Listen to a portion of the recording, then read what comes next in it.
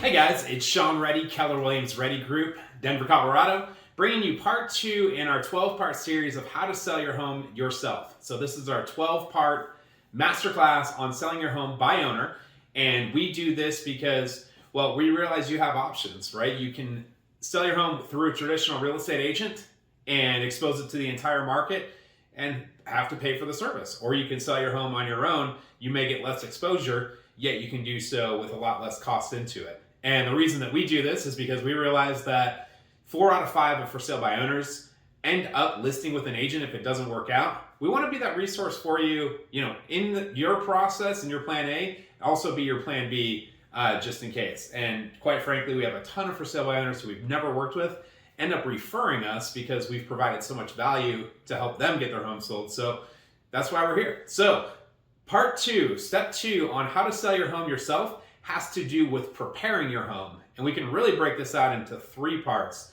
Number 1, repairs needed. If there are any cosmetic or larger repairs needed to get the home on the market, this is the step that we address any repairs needed. We'll talk about that. Number 2, any upgrades that you want to make to your home that makes sense to you.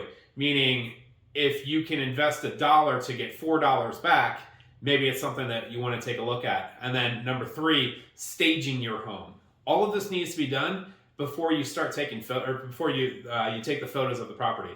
So step 1, repairs on your home. Either they're cosmetic in nature, they could be mechanical, electrical.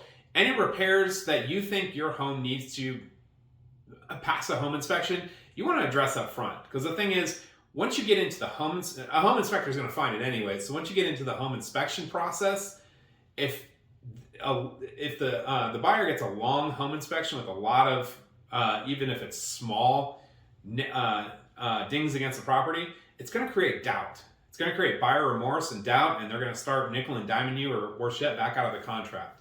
I mentioned in the last video that 2/3 of real estate contracts either don't close or close at different terms than what was originally agreed upon, and inspections is the number 1 reason why.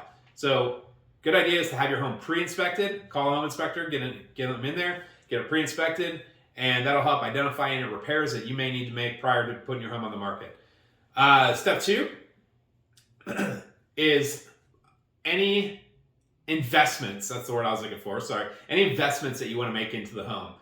A good example, the last home that we sold had some pretty old cabinets and countertops, and we should have done this a long time prior so we could have enjoyed it because it was beautiful, yet we invested about $5,000 or $6,000 just to reface the cabinets, not redo them, just reface the cabinets and put granite countertops on, beautiful granite countertops.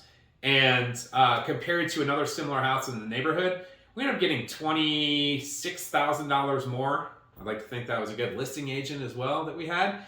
$26,000 more around the same time. So we invested 5 or 6 to get 26. I'd say that was a good investment.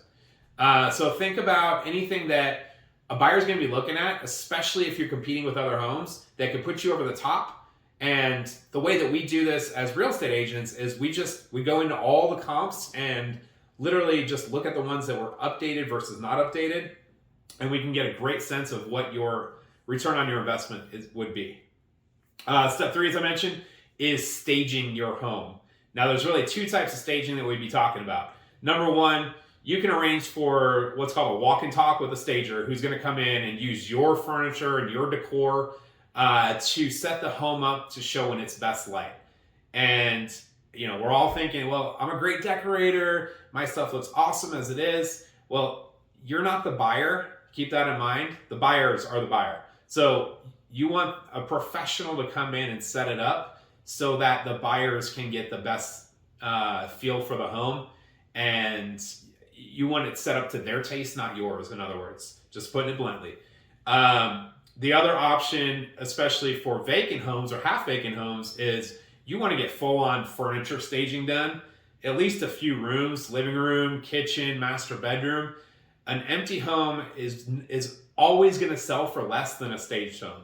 Some people look at the cost of staging, getting the furniture in there, it can be into the thousands, yet it can mean tens of thousands back as a selling price when done right. So again, to prepare your home, you want to get it inspected. I would full on say, get the home inspected, identify any repairs that need to be made. Get a clear sense of if you want to make any investments into the home prior to launching it that would pay you out a significant return on that investment. And number 3, make sure it's staged. Please make sure it's staged. All of this, again, done before the photographer comes in, or if you're shooting your own photos on your phone, don't take the photos before these 3 steps are completed. Again, this is step 2 of our 12-step series on how to sell your home yourself. Step 2 on preparing your home for sale. I'm Sean Reddy, Keller Williams Reddy Group. We trust you found this informative, and we'll see you with the next one. Bye-bye.